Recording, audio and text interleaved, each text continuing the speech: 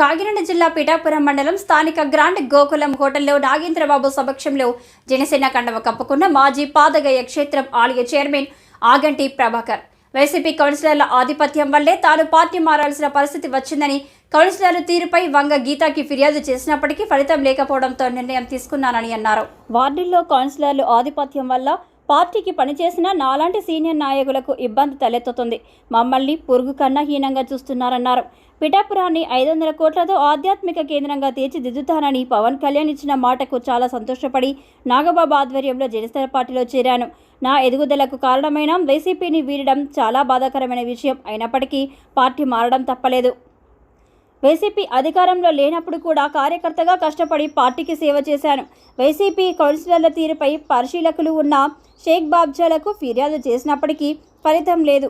మా వార్డు కౌన్సిలర్ల రాక్షస పాలన భరించలేక ఈరోజు పార్టీని వీడుతున్నానని, గతంలో ఎలక్షన్ చేసిన విధంగా చేసి ఉంటే వంగగీత గెలిచేదని, వాళ్ళు చేసిన పొరపాటు వల్లే ఈరోజు జనసేన పిఠాపురంలో విజయం సాధించిపోతుంది అన్నారు. పిఠాపురం పట్టణం, పిఠాపురం మున్సిపాలిటీలో ఈ పిఠాపురం టౌన్లో ఈ కౌన్సిలర్ల ఈ అరాచకానికి వ్యతిరేకంగా నేను గలమెత్తడం జరిగింది.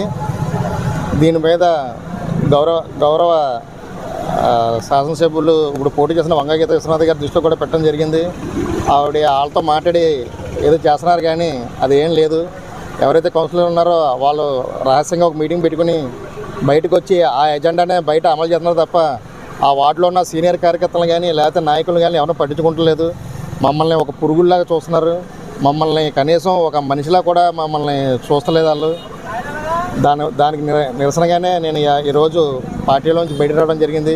ముఖ్యంగా పవన్ కళ్యాణ్ గారు ఇచ్చిన హామీ ఏదైతే ఉందో, ఈ పిఠాపురాన్ని టెంపుల్ సిటీ కింద ఒక 500 కోట్లతో డెవలప్ చేస్తానని ఏదైతే చెప్పారో, నేను ఒక ఆధ్యాత్మికవేత్తగా, నేను ఒక టెంపుల్ చైర్మన్గా అది నాకు బాగా నచ్చి నేను దానికి ఆకర్షితుని ఇవాళ నాగబాబు గారి సమక్షంలో పార్టీ తీర్థం పుచ్చుకోవడం జరిగింది. అంతేకాకుండా నా ఎదుగుదలకి కారణమైన వైసీపీ పార్టీని వేయడం కూడా ఒక రకంగా నాకు బాధగానే ఉంది. మా గురువు, మా దైవమైనటువంటి పెండెం దొరబాబు గారు నా మీద చాలా ఒత్తిడి తేవడం కూడా జరిగింది వెళ్ళొద్దని. కాకపోతే నాకు జరిగిన ఈ అన్యాయానికి, నాకు జరిగిన ఈ అవమానానికి నేను కలత చెంది మా గురువు గారిని కూడా కాదని ఇవాళ బయటికి రావడం జరిగింది.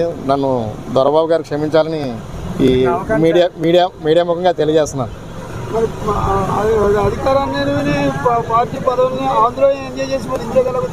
నేను గతంలో కూడా పార్టీ అధికారంలో లేనప్పుడు కూడా 10 సంవత్సరాల నుంచి కూడా పార్టీలో ఉండి పార్టీకి సేవ చేశానండి. కాకపోతే విపరీతమైన ఈ కౌన్సిల్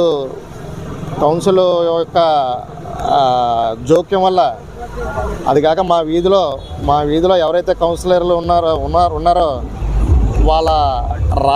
వాళ్ళ రాక్షస పాలన భరించలేక, వాళ్ళ టార్చర్ భరించలేక నేను ఇవాళ మా బంధువులతో అందరితో కలిసి చెప్పి బయటకు రావడం జరిగింది. ఈ విషయాన్ని కూడా పైన అధిష్టానం పార్టీకి కూడా చెప్పడం జరిగింది. కానీ ఎవరైతే మన పార్టీ వైసీపీ పార్టీ అబ్జర్వర్ ఉన్నారో షేక్ బాబ్జాన్ గారు, దీని మీద ఎటువంటి చర్యలు కూడా తీసుకోలేదు.